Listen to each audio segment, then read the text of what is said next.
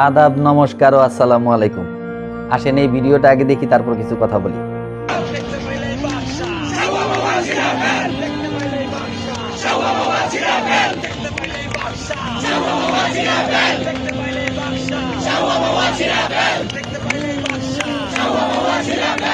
ওনারা পুরুষ মানুষ, লজ্জা কম, এই কারণে হয়তো এই স্লোগানগুলা দিতেছে।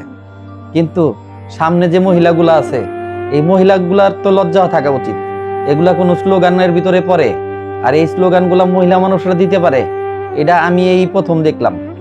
দেখেন, একটা পিচ্চি বাচ্চা আছে পিছনে, সে বাচ্চাটাও হয়তো মেয়ে বাচ্চা। এগুলা কি এই মেয়ে বাচ্চাটা শুনতেছে না? এগুলা শিখতেছে না?